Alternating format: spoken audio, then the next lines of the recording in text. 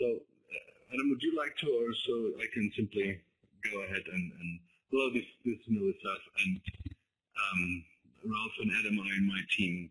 So thanks a lot for setting up that appointment.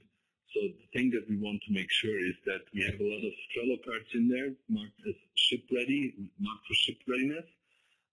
Going into the overall schedule, this should be like by end of next week, we should reach ship readiness.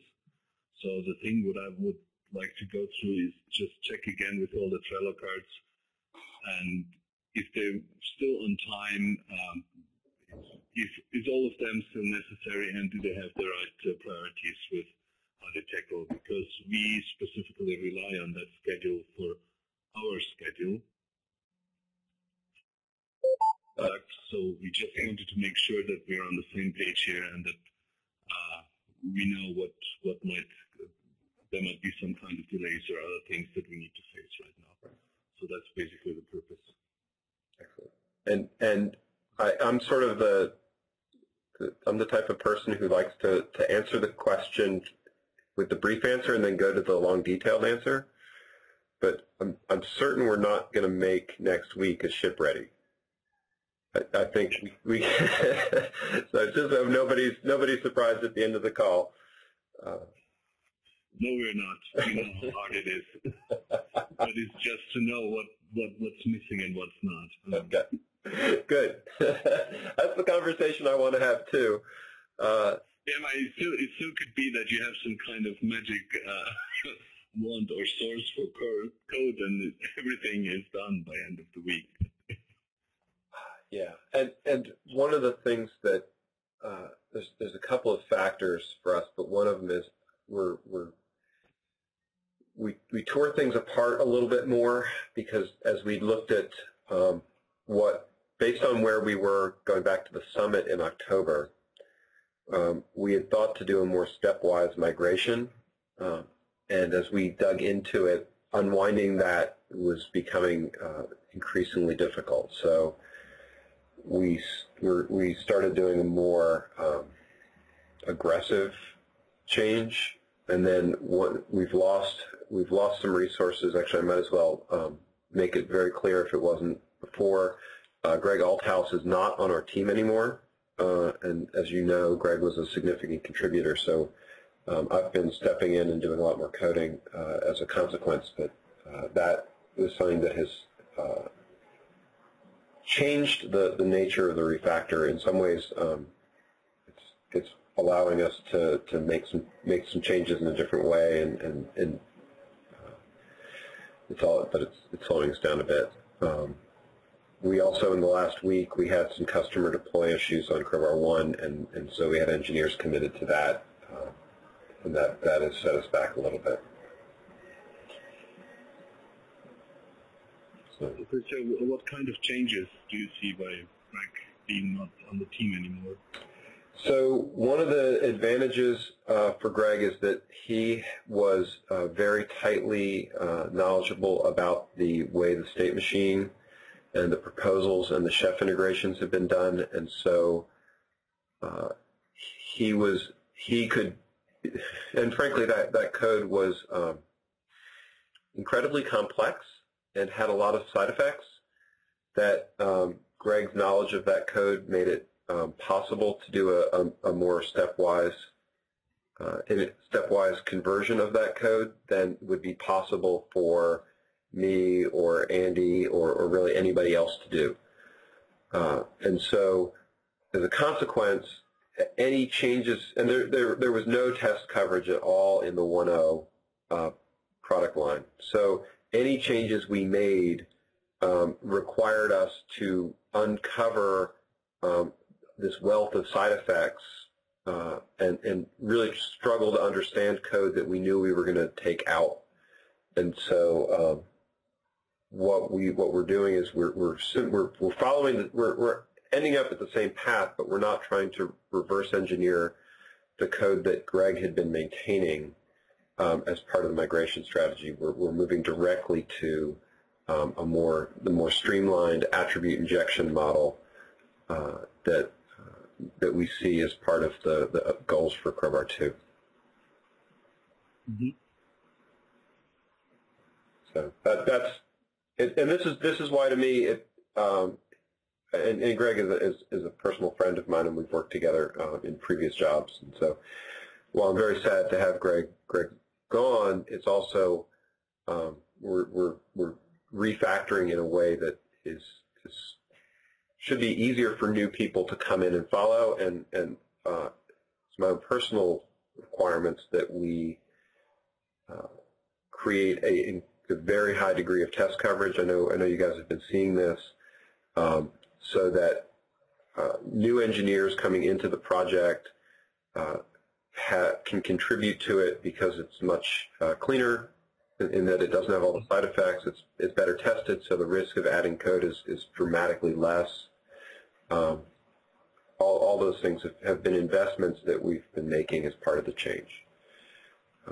And I didn't mean to give quite so much history, but I think it's useful because it's going to change some of our evaluation of ship ready. Actually, I don't think it changes the target of what we're trying to accomplish, but it's useful to have that as a backdrop.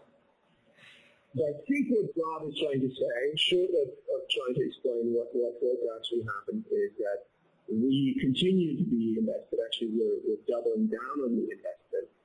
I know it's somewhat worrisome that we're not on schedule as we had planned. I'm actually also very worried with this assignment, by the way. And we're going to make changes going forward to be more aggressive on schedule and to actually escalate these types of issues earlier as well. So we actually have provided ability to you guys specifically, hey, by the way, just not a week out before we're actually on the deadline, be like, oh yeah, it looks like we're not going to make it, kind of thing, right? It's really something that, as soon as we slip behind, which could be 2 months out, we could basically tell you that under the current conditions, we're not really making it. So I think at the moment, we have a good cadence, we have good communication going. There are awesome instances that happened that Rob pointed in detail on. We're going to catch up. We'll double down, and we'll make this happen. So that's all. But other than that, can you just get back to the actual task of planning and the call and all that kind of stuff? I'm happy to. Yeah, I think this is Pete. Simon, I appreciate that. I guess the question is just. Okay, we all accept that we're not ship ready by the end of this sprint. Are we talking, are we 1 sprint away? Are we 2 sprints away? I think, we at least like to have some sense of where the team thinks we are overall. I think I can give you a reasonable answer on that. And we've been working some things in parallel as part of trying to what we're trying to achieve. Which includes the cookbooks for Grizzly and progress towards that, because we're not slowing down on the open source OpenStack pieces and our goals for upstreaming. So I believe that in the next sprint we'll be able to run a full cycle of the system, meaning that it collects data. It stores the data, and then it injects the recipes. It basically injects the data into the cookbooks. So that not in this sprint, but in the next sprint, I'm expecting to be able to demonstrate the full cycle of that motion. I would not call that ship ready. That what I believe is that we will have the core function at a state where we can expand the efforts into parallelizing the work on the cookbooks for OpenStack and the core capabilities. We are currently making significant changes to the install packaging. I think saying that it's going to be ready. It's not going to be ready this sprint, clearly. I'm hoping it'll be ready next sprint, but I think that's a stretch. I believe it's going to take until mid-March to stabilize the packaging changes, because they also involve the install and bringing all those things up. But I believe that mid-March is reasonable expectation for that. And one of the things that we need to coordinate is potentially the hack day in Nuremberg. That might be a nice way to finish out getting these install things ready. It's very important to me that we hit the mid-March and mid-March timeframe because we really want to get community engagement in the Grizzly deployments. And so we're very focused on being able to demonstrate that. And we're going to need to look at the specific cards. So what I expect is in mid-March we will be able to have an installable Crowbar that can do a full cycle deployment of OpenStack well, I'm not sure we'll have all of Grizzly, but that we can begin engaging Grizzly deployment. So I don't know that, right, this is the distinction. I think we'll be able to begin parallelizing work and engage community around Grizzly deployments. We've been working on the cookbooks for Grizzly, and we've also been coordinating with the chef team, and we've talked about this, and we've done a lot we're trying to do this as much in the open as we can, and so I know we've discussed this. We've talked to the chef maintainers of the OpenStack cookbooks, and we have agreed with them on the patterns for attribute injection. Frankly, the Crowbar initiated those. It's not a big stretch, but because of that agreement, we believe that the cookbook patterns, the cookbooks that we're going to bring out, will be, if not the community cookbooks, they will be so closely aligned that they become, or can, we can upstream from the community cookbooks for OpenStack from the OpenStack GitHub. That is one of the goals for us to get into the summit and be able to make statements about Crowbar deploying the community cookbooks, using the community pattern and showing the leadership around those things. Once again, I think it looks like is that we're pushed back from basically next week to mid-March for a lot of those targets. Yeah. I understand and really appreciate that you shared this so openly. That's really helpful because we somehow wait right now to get something from you where we can start work on. And one of the really crucial milestones is that the admin node installs again and has a full configuration development, so the configuration cycle is working. So we can actually start integrating it together with Grizzly. So we're on the same page somehow, and of course there's a whole lot of work on making this all happen. We all know that, so yeah. I think it's helpful to reset our milestones and readdress these things.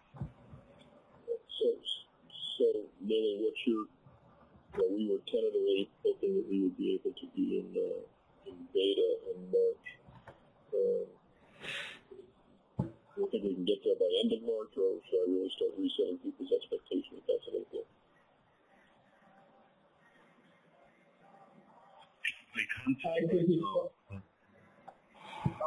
It might sound painful. I would probably say that it's better to under-promise and over-deliver rather than the other way around. Sure, I understand. I'm just kind of, and if we start having to communicate this internally, I just, we want to know what's a reasonable expectation. And so from the overall setup, I think we now need to evaluate again what we can do in parallel. So how much can we help with all of this? He's working on the chef cookbooks and other pieces, so that as soon as we reach mid of March, that we can see how big the gap is until we reach our beta. Right. Right now it's hard to tell, but I think with the new schedule, we need to think about other options what we can really pull forward. There is of course still a Grizzly work that we're doing that is not directly affected by this. But of course, the product as such is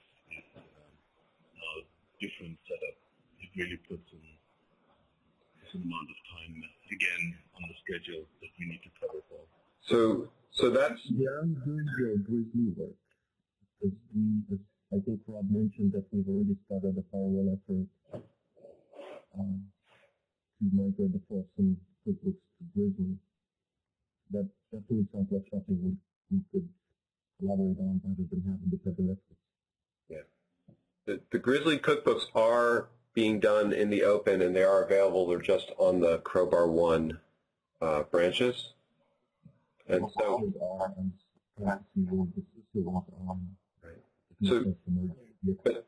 but there is a significant amount of work that can be done in parallel on those to start migrating them to the OpenStack common attribute injection pattern.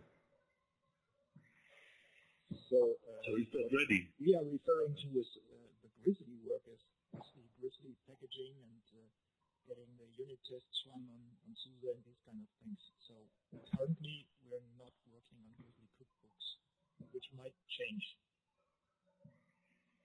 But if we start working on Grizzly cookbooks, we will of course start looking into the upstream cookbooks and don't develop our own or fork our own. So, Rolf, when you say upstream, you mean us or do you mean upstream? Preferably the upstream ones. I'm not sure.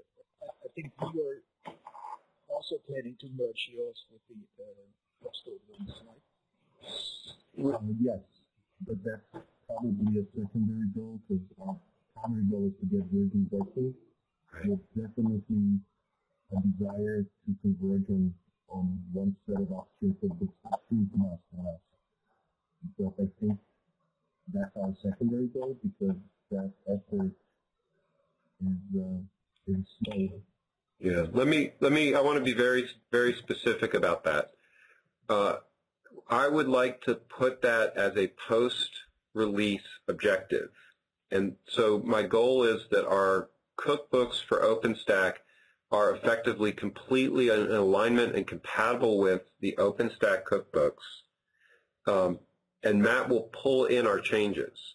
The reason why I don't want to make that a requirement for this is that it adds the feature of having to pull in the open source cookbooks into Crowbar in order for us to consume them.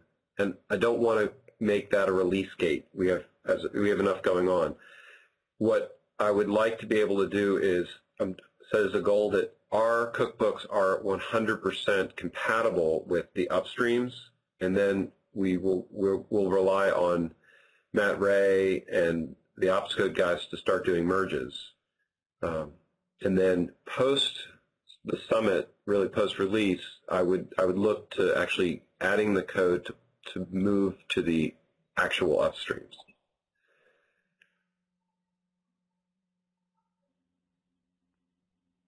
It's just a risk mitigation from my perspective. I agree. We don't want to really put these things like saying we pull directly from Upscope and then all of these things come together. I totally agree on that one. Yeah, it was just like what we can be doing parallel would make sense to the product. And yeah, of course we can work on the cookbooks, but what we wanted to is wait until the implementation details are somehow getting into a fixed state. Well, from my perspective, there's still a few design things that are going around that are not yet settled enough to work on these without doing a lot of work again. So that stabilizes, or is that wrongly placed? So yeah, we can work the OpenStack upstream pattern is one that was actually initiated by Crowbar. And Matt has been solidifying it in a library called OpenStack Common. The pattern is pretty clear. We will be using that pattern for attribute injection. Crowbar already pretty much does use it, so that work can definitely be parallelized and started. And the benefit of using this pattern is that the cookbooks stand on their own without Crowbar, which is a requirement for the upstreaming. And so consequently, somebody can actually go through a test cycle and test the cookbooks standalone in an environment. So it's entirely possible to dual path that, which is what we've been doing. We also are using pull from source as a way to not require the packages to be stable and done before the deployment work, and so we believe that that's an advantage. I know there's potentially a conflict with what SUSE is doing for packaging. We think that those things work together. People who want support switch to packaging. Devs who want to be engaged early in the community, like we want to build our community around, would want to use pull from source because it gives them, they can test their own branch, which they can't do if they rely on packages. And that work has been proceeding very aggressively, both for Folsom and for Grizzly. So we are definitely parallelizing that work on our own team with people working on those resources. We have resources on that.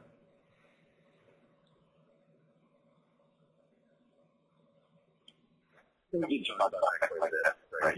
Using PFS as a PFS being pulled from source. One of the places where I believe we can also start parallelizing work that we haven't yet is around UI development. And so we are within a sprint. By the end of the sprint, we should be in a place where the new model is in place. The Rails engine migration has been is going underway now, and we're starting to make the name spacing much more coherent. And so we've reached a point where if SUSE has people who want to invest in starting to do UI work, and that would now be appropriate, especially starting in the next sprint. And that would also make a significant difference in helping us accelerate. Yes, I got a quick question around the install stuff. Sorry, I don't want to skip. Just promise.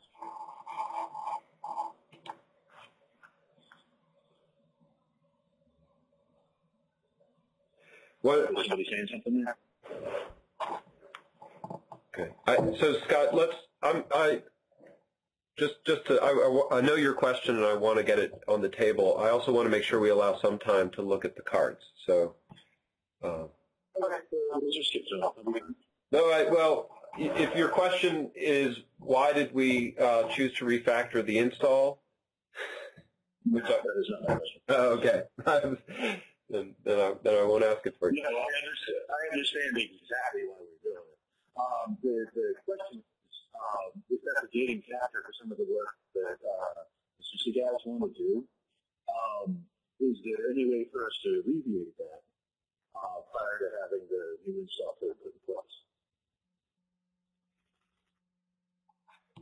Right. What we want to do is we want to remove blocks or invest in parallelized efforts in order to keep our final dates. So, I mean, even without the full install in place, you should be able to bring up the admin node and get all the components up and running. So my question was what is the plans for that, or do we really have to wait for the install after it's complete?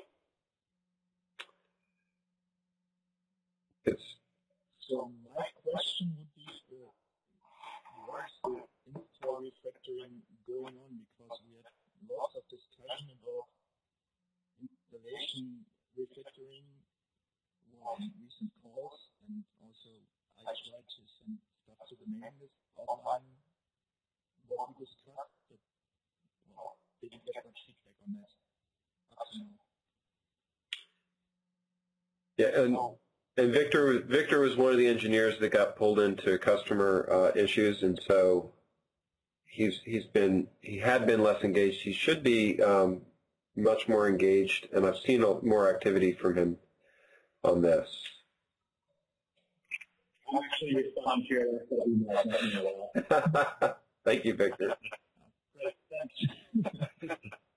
So I think we don't need to go really down each individual card because we already know that it will take more time. So from our perspective, like the milestone that we would like to have as soon as possible is to have again a working installation, and after that a working user interface and somehow configuration deployment cycle. That would be like the two milestones that are really important for us to get going. Yeah, as soon as we can reach these. The other aspect that is really like crucial is about the network management.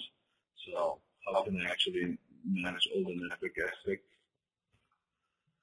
And that's also really crucial part there. So. And we actually have two engineers working towards that, who are pushing the edges of the refactor for that.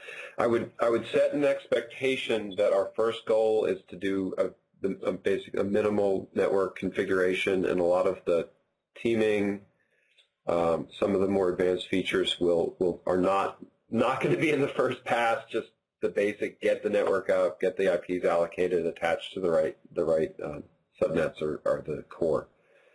Another optimization that I would like to propose, and we've already followed this pattern for the user screen, is that we're focusing on the UI being predominantly a read UI, and that the API and the CLI will be the primary write mechanisms initially.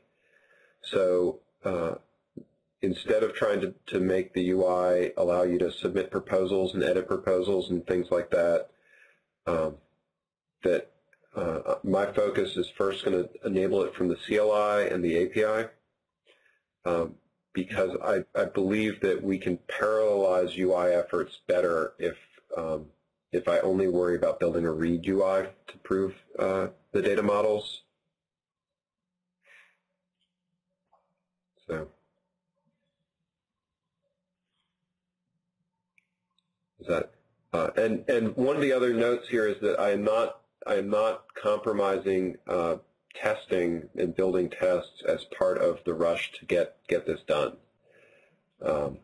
I'm still pushing forward, and our team is still pushing forward on building tests that cover the functionality as we build it, because I don't want us to try and save 2 weeks but then produce a month worth of defects.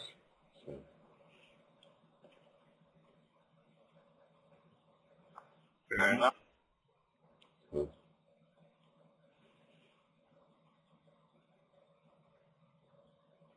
Good. So I think we do have a little bit of time to look at cards, and I would like to spend some time looking at the backlog, because we didn't manage to do that in our last planning session. So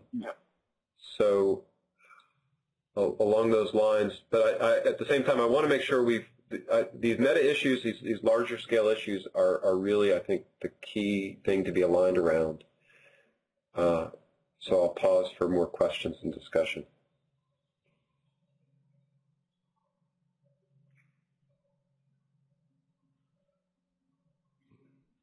Well, in the Crowbar digital backlog board, there is the ship-ready column. So I can just go to the cards and see what will be delayed and whatnot. Okay. If you don't mind, I'll start on the current just to. Of course, you can. So let's see. So in ship ready, these are licensing is blocked, but not really. I'm not sure I'd consider that a ship ready requirement at this point. This we need to do, and so we had agreed to pull that forward. I believe it's a commit with Victor by the end of the sprint. This should be unblocked at this point, and I think it is unblocked, so I'm going to move it back into doing. User documentation. Go ahead. Yeah, this is Steve. Steve Parochial, but yeah. Dr. Ryle sent us. Sorry, yes. What we actually, this card is incorrect. We made the decision, not to wait for Rail CentOS. So we actually said we were going to break Rail CentOS. It's not a ship-ready requirement. And so the March, and I'm glad you brought that up, Pete. The March date does not include Rail CentOS. The March date is a SUSE platform target, and Dell at this point is still maintaining the Ubuntu Deb side of it because we're just not ready to switch all our engineers to SUSE. That's still a target of ours. But I do want to be very clear, we are not maintaining that for the ship-ready, as a ship-ready requirement. So the CMDB pump we've talked about. This is now, for people who aren't following us closely, CMDB is now known as JIGS internally. And we had a call about that. And then so all this work is making significant progress and is continuing on. So I think things in the sprint backlog will likely be closing this sprint. And so we're in very good position for that. In the background, we've already talked a lot about the Grizzly work and how that's been moving. UV boot is also another thing that's been making progress on in the Crowbar 1 code base and will be brought over. And Chef 11 probably won't be a target for this sprint, but I expect will probably be will also be in the ship ready list because it looks like it solves more problems than it creates. Before I'm going to switch to backlog, unless somebody has another topic. I'm fine. Cool.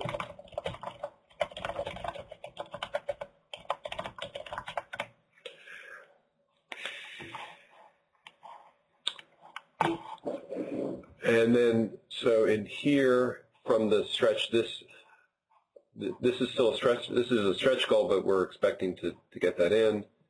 UI for bar clamp configuration should come in as part of the work I'm doing to change the proposals. This is coming in. It should be fully. It won't be fully removed this sprint. Actually, it will be fully deprecated this sprint and then removed the next sprint. This is work that you guys have ongoing on the SUSE side, which I think is dependent on the install changes. And this is the install change work, which is active. In ship ready, let's see. I think we're going to kill this card because we're not switching to Cucumber at this point, but I can leave it in the background. And a lot of these things have been making significant progress in the background, including I've been trying to maintain our model documentation. Networking subsystem is moving along steadily. Database bar clamp this is ship ready from a Grizzly perspective.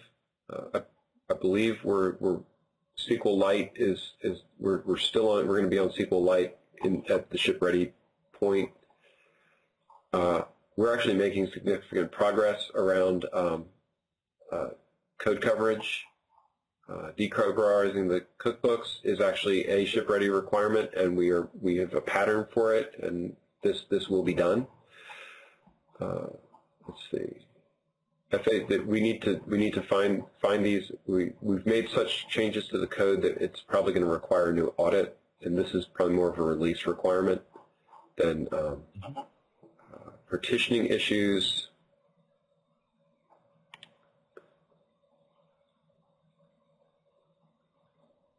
We've been doing a lot of refactors, and I think some of the install changes will address the pathing.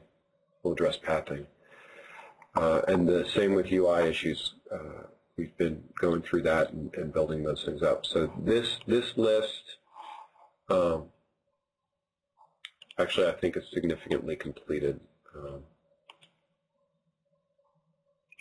I don't think the petition, I don't know how the petition issues ever made it into a shipload state. I think we had agreed that we would fix the passing issue.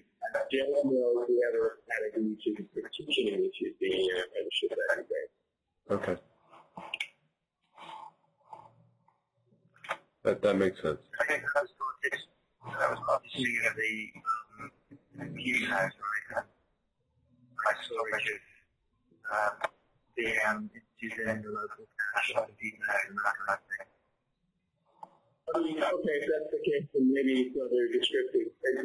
I'm just looking at some of these things and trying to think of things to potentially try in the process of just getting to where we need to be.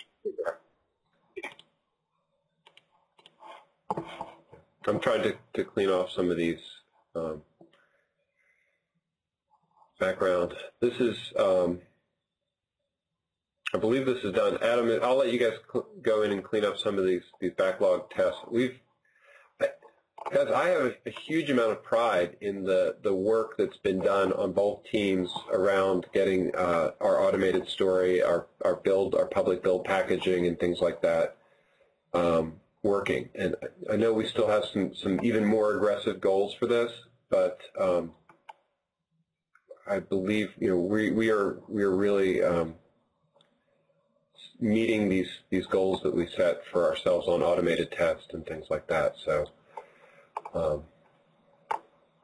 to me, that our goal post-March, or our goal in March, is to bring in more community participation, and the work we've been doing really, I think, is a stand up for that, and it really helps. Okay.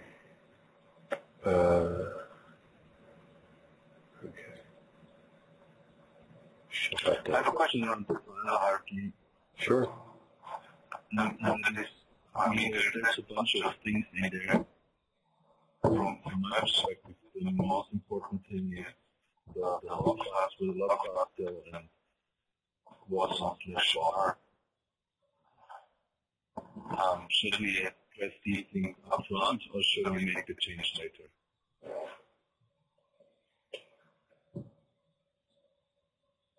I'll defer that to somebody who has a stronger opinion. Victor?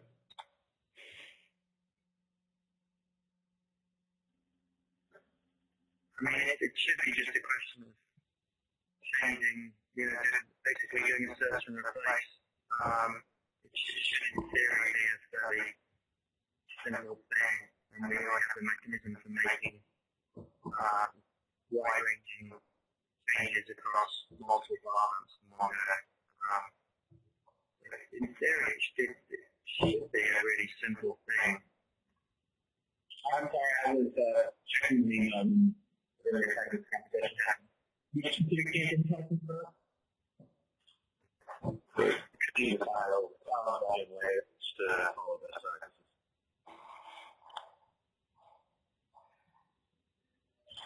Hey guys, this is Jim. It's going to be a mechanism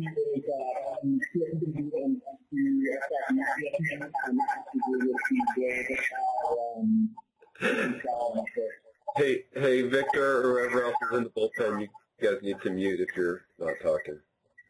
Yeah, guys, this is Jim. I found out the hard way the other day that if you're dialed in and you're at home and you're also using Join Me's sound, you're going to get an echo, and it gets worse and worse. You really only need to use one or the other.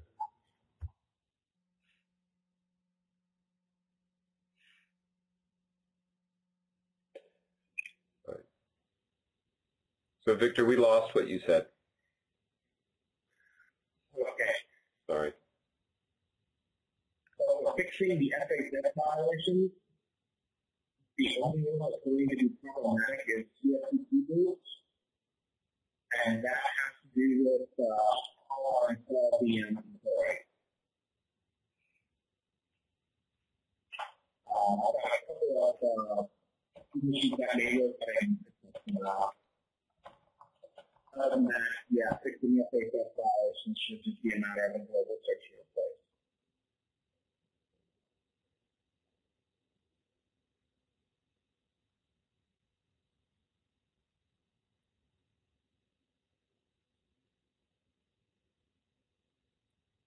Does that answer the question? Yeah. So the point is here, usually if you do these search and replace things, sometimes things get broken. The question is better to deal with it afterwards or simply in front of it. It's just when we're addressing this card, basically. If we do it right now or right away, or if we shall do it later on. That was basically the question, but yes. Yeah. The problem with trying to deal with it right now is that we do not have a system that will get all the way through an admin node install. So if we did it right now, there will be stuff that is broken that is hanging around that we potentially won't know about. Okay, I see. So I'd rather we get into the point where we have a working install off of the development code base and then do the search and replace, because then we'll be able to actually see where everything's broken instead of the breaks that we induce by the rename being masked by other stuff that's just broken right now. Yep, makes sense. Yeah.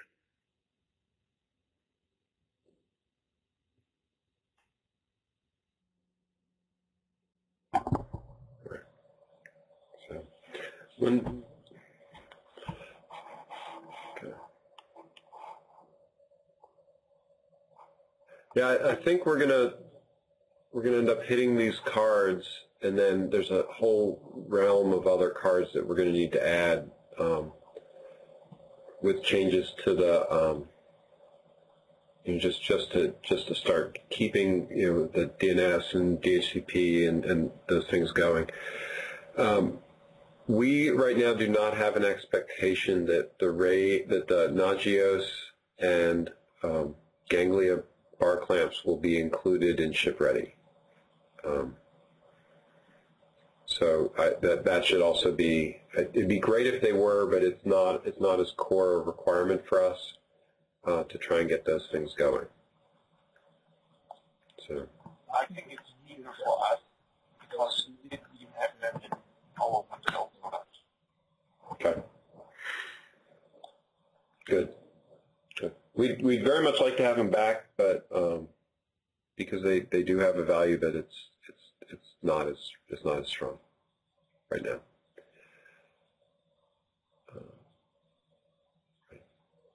Let me think.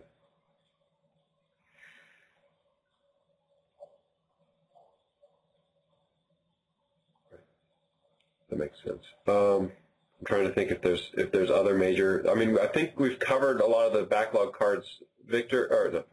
Simon, sorry. Is there a card or an area of cards that you wanted to focus on that we haven't covered yet? Okay. Okay. Well, you'd called that out, so I think that's an important thing. Yeah, I have a question on the SUSE side around the BDD components because it's something that we're building out, and I'm expecting to continue to expand on because I'll do BDD for the CLI as I work on the CLI next sprint. Is that something that if we did some additional training, you guys could contribute to? Is that something you want to contribute to?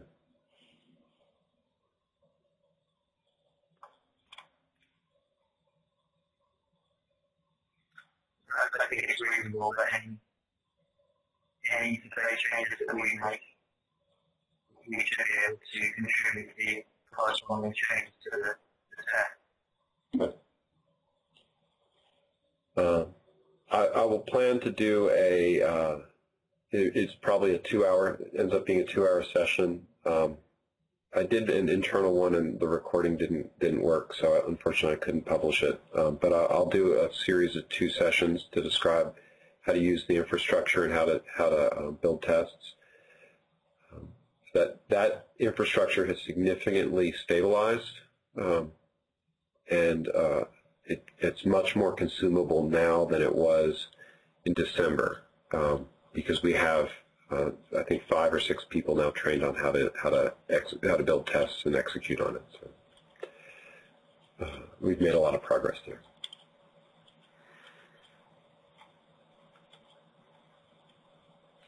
Cool.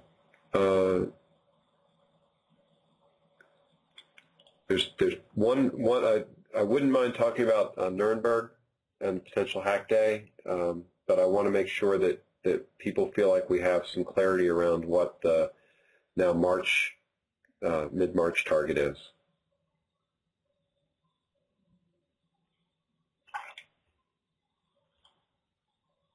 Yeah, I don't want to speak for daily Adam, but this is huge.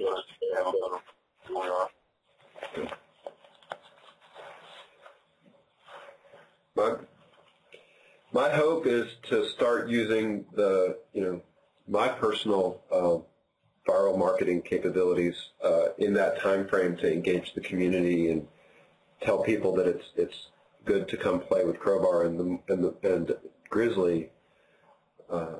We just need to make sure we've got a stable core to be able to deploy it. So that's important, and that's the target for me.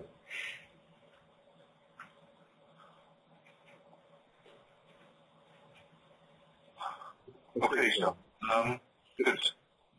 Mid of March. Next thing is the hack day or so the hack week. What are your plans currently? Right now, we don't know. We don't have executive approval to travel yet. We're trying to. There's some. You guys might have noticed there's a little bit of executive distraction going on with at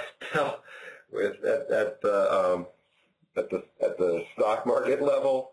And You so, mean Michael Dell buying back his company? exactly. and so we're in a little bit of a holding pattern to make sure that we get everything tied out for that. And so it is our goal to send one or two people, and so we've been working towards that. We just have to get the approvals lined up.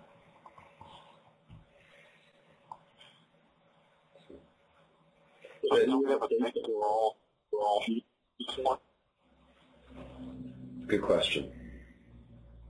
I mean, if the goal is sort of you should have running mid-March, perhaps I want to go March 15th and have first. I actually want to bring up my calendar. So did you have a specific date target in mind when you proposed it? The 11th for us might be tricky. In that it's South by Southwest in Austin, and so travel in and out of Austin. I haven't tried to book specific tickets yet, but I need to. We're going to have limited flight options.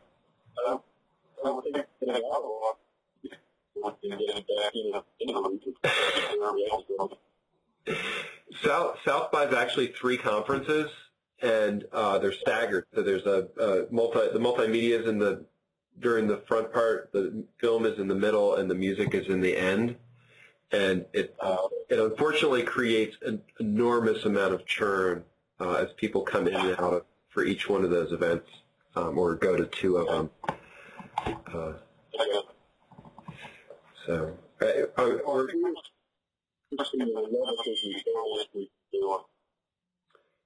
If we were going to do it, I would think to target like a Wednesday, Thursday. That would allow our travelers to get there, acclimate, and return.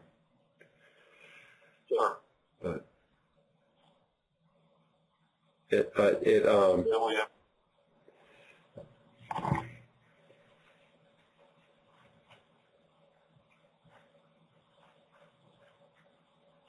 well, if you want to check, also,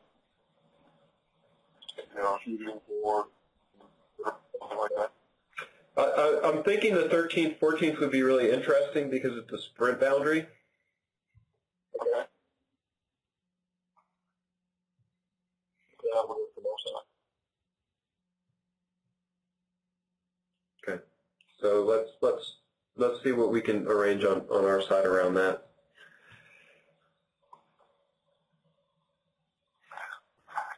But I think that specifically. Go ahead, Scott. I was going to ask if we had specific requests for who we would want there.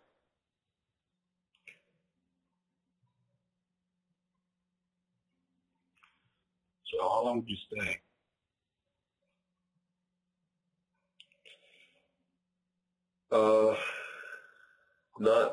It wouldn't be a especially long trip, although we'd need to see. It would probably be a 3-day trip. Because even though, we're crunching to get to the end of the milestone, we still have a significant amount of work in advance of the summit. That's frankly one of our biggest challenges is not whether or not we want to be there. It's sending critical engineers for the travel and the disruption from a development perspective is as much part of the executive question that we're being asked as the travel. As the funds are not as much of an issue. Yeah. Okay. Right. That's.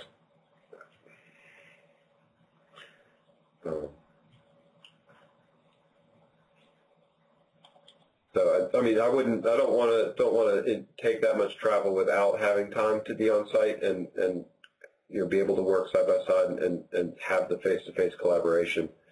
We just need to be careful.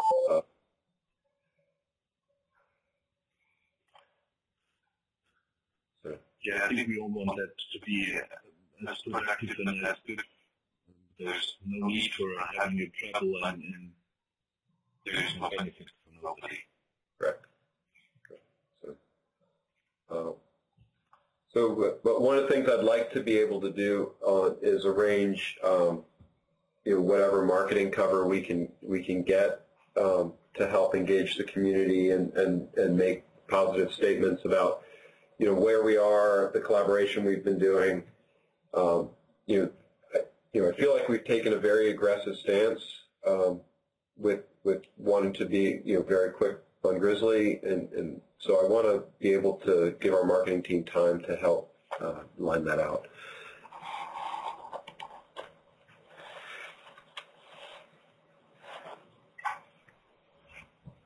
Okay, I think we all understand that, and the new scheduled shipment date is mid of March.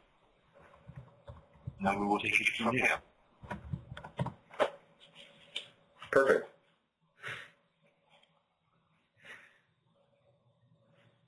So has anybody questions still open that we need to address? I feel like we can address probably programming conventions. I think there are a certain number of topics, particularly that have been still screen sharing and visual progress and relying on things, just for the build internet sessions.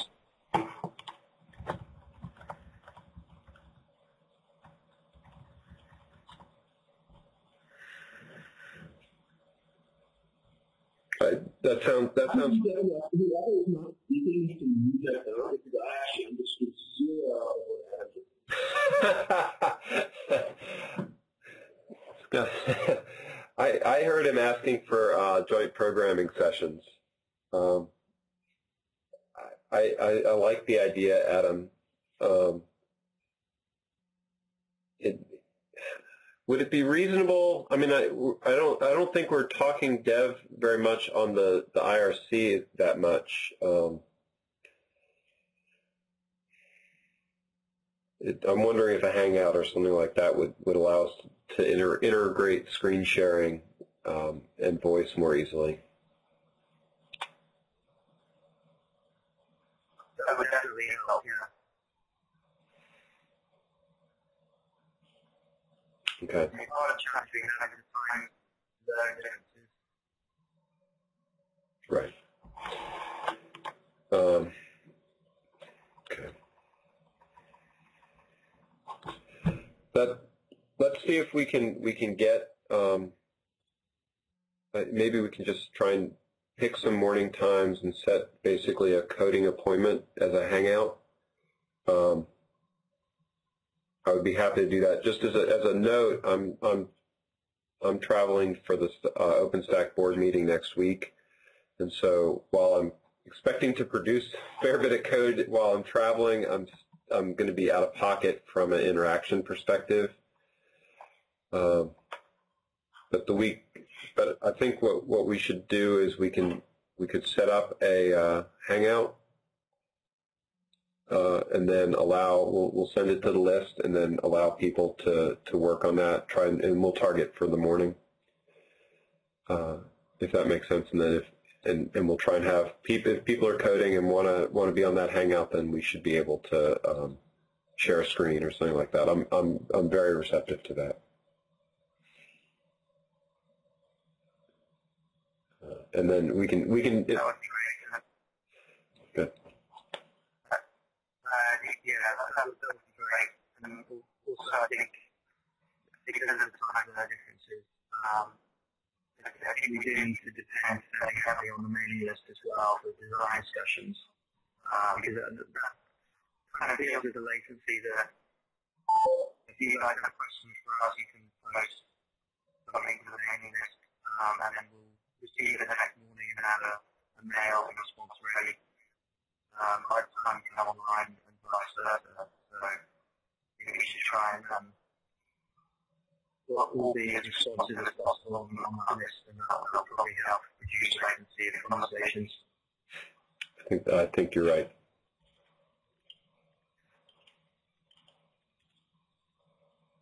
Excellent.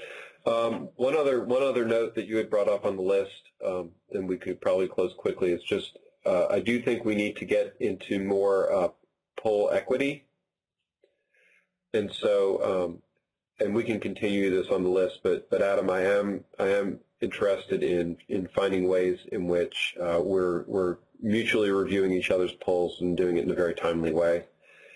A little bit more than we're doing right now. So I want to acknowledge that the issue that you brought up, and I think we need to continue to mutually review the pull requests. I'm hoping that'll get easier when I stop actually just tearing everything apart, but and the core should stabilize in the next sprint and a half. And I think polls should be much smaller and more systematic.